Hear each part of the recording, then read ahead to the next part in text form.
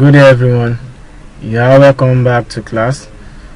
So in our class today we shall be looking at the legal basis and nature of indirect tax. Most especially we'll be looking at the powers that grant the state government. Okay, the power that grants the state government to collect consumption tax. Powers of the state government to collect consumption tax. Are we together? Okay, so but before we go there, it is important to explain in brief what the legal basis and the nature of indirect tax is. Okay, so legal basis of indirect tax is referring to the statute law, okay, on indirect tax. So if you all agree that we have various types of indirect tax, such as value added tax, we have the stamp duty, we have the excise duties, okay, among others. Okay, so this form of tax as their statutory law, okay, that gives them a legal backing. For instance, now what makes value added tax mandatory on consumers? Okay, you know, tax, you'll agree, is a compulsory levy, okay, payable by the citizens of a government to the government, you know, for the government to run their administrative, okay, or to run their administration. Okay, so the legal basis, for instance, for value added tax is the Value Added Tax Act.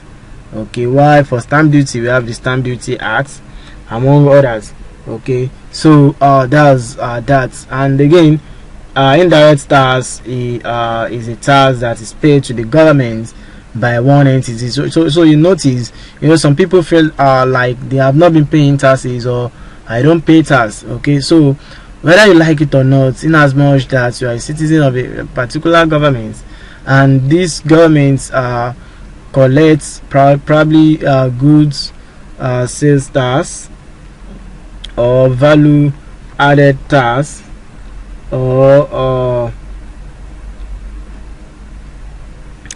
maybe sales tax. Okay, so goods and services tax, value added tax, sales tax, or per unit tax. So all of these are form or types of indirect tax which are not borne or which are not collected directly by the government. Okay, instead it is collected by the intermediary, which could be referred to as probably the manufacturer in a manufacturing set, okay, or a wholesaler in a distribution set, or a retailer, okay, before it could get to the final consumer.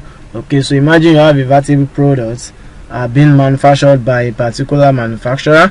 Okay, so at times we have a distributor being an intermediary between the manufacturer or producer of the goods and the wholesaler. Okay, then in return the wholesalers we have to sell these goods. The wholesaler will have to sell these goods to the retailer, in which the retailer will finally sold it out to the consumer. Okay, the retailer will then sold it out to the consumer, okay, for final consumption. Okay, so you see why value added tax, okay, why value added tax or consumption tax has let me put it in a simple way so that you can understand. Okay, it has something like a chain of what, something like a chain of payments. Okay, so it's like it has something like a chain of payments. The consumer being the final being the final consumer of a product. Okay, we bear the burden of the value added tax on these units of goods purchased or consumed. Okay, so take for instance now, though the first person to make payments is the manufacturer. Okay, so for instance now, if the manufacturer is selling particular goods for 1,000 naira, okay, so the manufacturer pays, in fact, before we can talk about output VAT, okay, then we should have our input VAT first, because for us to make sale, it means we must have incurred cost. Okay, so this manufacturer must have gotten raw materials, probably that he converted into his finished goods before it is readily available for sale. So in the process, he must have incurred input VAT. Okay, so when he's at the point of sale, you also charge VAT at the appropriate rate, then deduct whatever input VAT he has suffered, then remit the balance to that is the difference to the tax authority.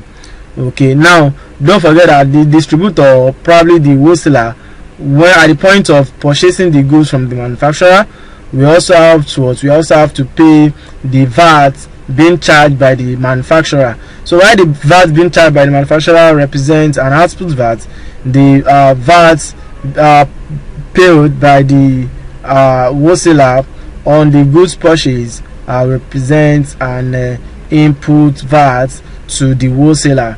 Okay, so this wholesaler, when he or she is making sale or selling the goods to a third party, which probably may be the retailer, okay, so he or she will also have to include VAT in our invoice. Okay, so the VAT should be included in our invoice is called output VAT. Okay, so when she is rendering her returns, or her value-added tax returns, her monthly returns, she has to prepare a schedule showing the detail of all purchases as well as the VAT input thereto, and also the sales for the month as well as the VAT output. So you have a table where you calculate your net VAT output. Okay, so it is the balance the wholesaler will also be remitting or paying to the federal government, or the through the FIRS. Okay, so this retailer too, in turn, when at the point of making sale, we have to include VAT on the invoice to the final consumer. So the manufacturers sold the goods for 1,000 naira.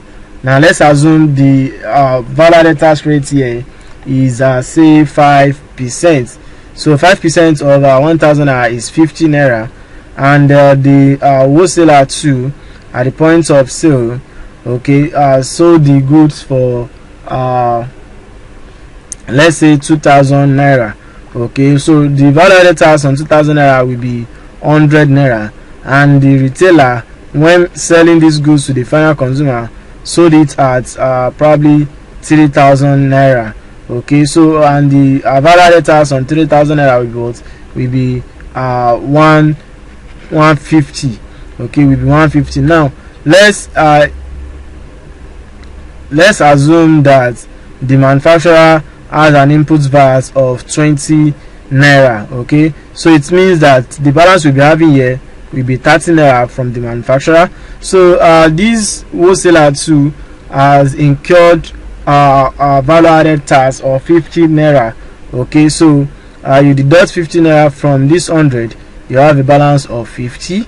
Okay, now don't forget that this retailer, when getting the goods from the wholesaler, has incurred the 100 naira VAT on the invoice of the wholesaler. So you deduct 100 from 150, you arrive at what? At 50. Okay, so now the retailer is now selling or the retailer has now sold the goods for what? For 150 naira. So don't forget that these manufacturers also has suffered withholding tax of 20 naira at source.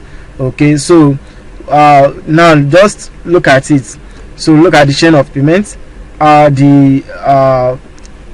Probably the raw material extractor has paid 20 naira to the FRS. So the manufacturer too paid 30 naira to the government.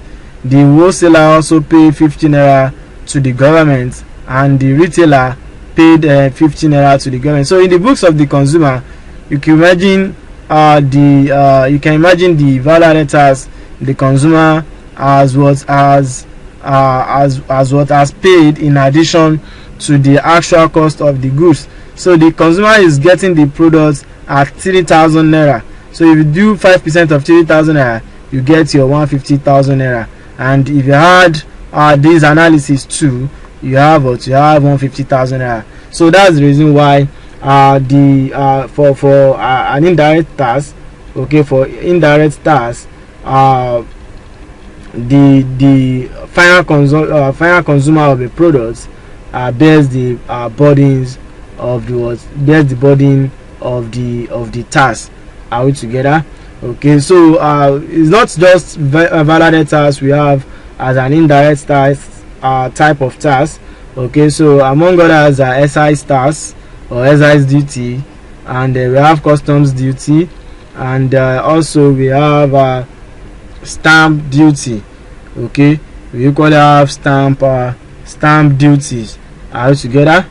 So the legal basis for indirect tax is the Constitution of the Federal Republic of Nigeria 1999, which provides, among other things, that the government of Nigeria shall provide economic and security welfare of its people in line with Section 14.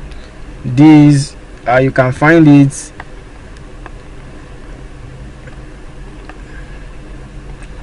under Section 14, subsection 2, subsection B. Okay, so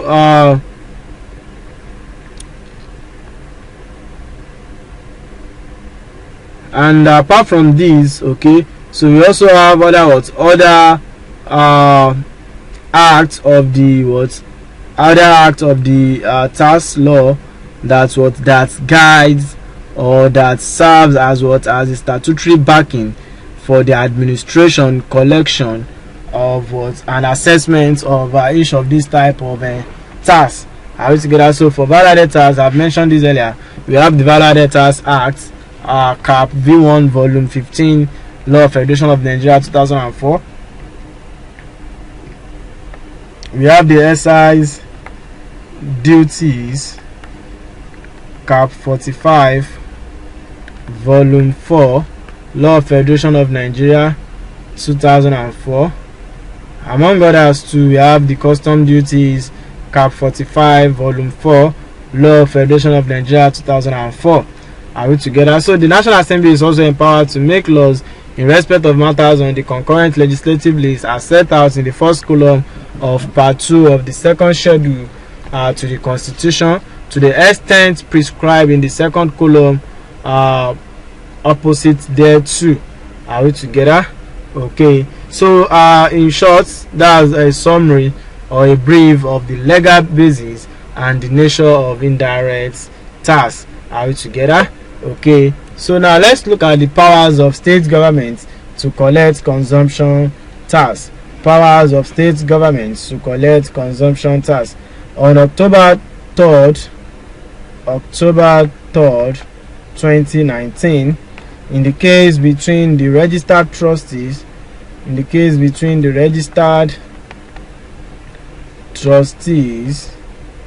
of hotel owners, and managers, registered trustees of hotel owners and managers association of Lagos hotel owners versus the Attorney General of Lagos versus Attorney General of Lagos State, Attorney General of Lagos State, AG Lagos. The Federal High Court sitting in Lagos ruled that Lagos State has the powers to charge and collect consumption tax from hotel. Lagos State has the power, has the powers to collect consumption tax from hotel, restaurants, and then event centers within the state.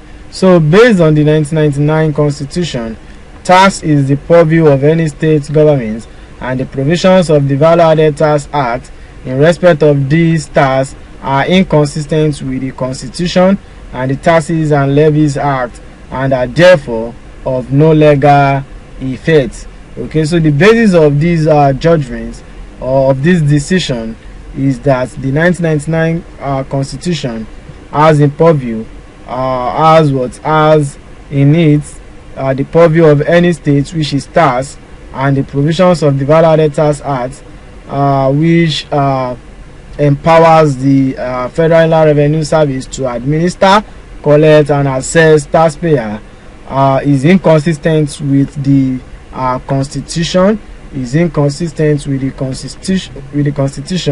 and the Taxes and Levies Act. Constitution and then the Taxes and then Levies Act, and therefore is of no legal effect. It has no legal effect. So the court also ruled that the Taxes and Levies Act, amended in 2015, was enacted after the Value Added Tax Act of 1993. The court also ruled that the Taxes and Levies Act, amended in 2015, was enacted after the Value Added Tax Act of 1993. So its provisions should prevail. Having tacitly repealed the provisions of the Value Added Tax Act concerning hotels, restaurants, and event centers.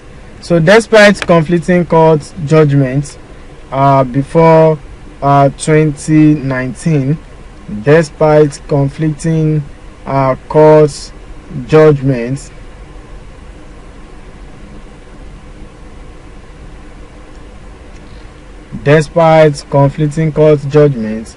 pre-2019 in respect of the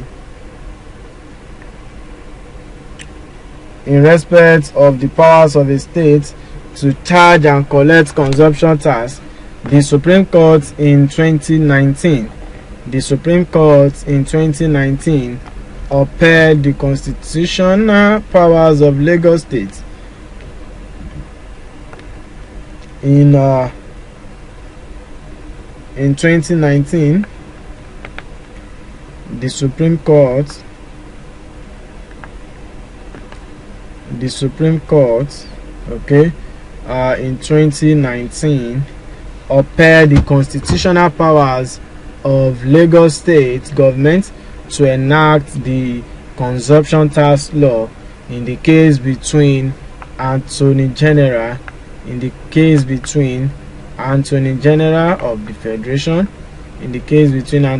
of the Federation, versus Attorney General of Lagos State.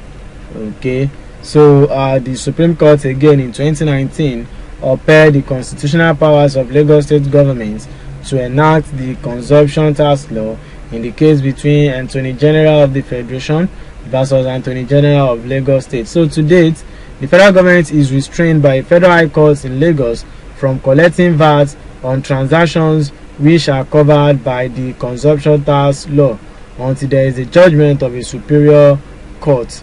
So to date, the federal government is restrained by a federal high court in Lagos from collecting value-added tax on transactions which are covered by the consumption tax law until there is a judgment of superior court. Okay. Also, the Rivers State government asked the High Court asked the High Court. In fact, it started sometimes 20 probably early 2021 when the Rivers State government, okay, filed a case against the federal government asking which of the arms of government has the powers to administer, collect and assess taxpayer on value-added tax. Okay.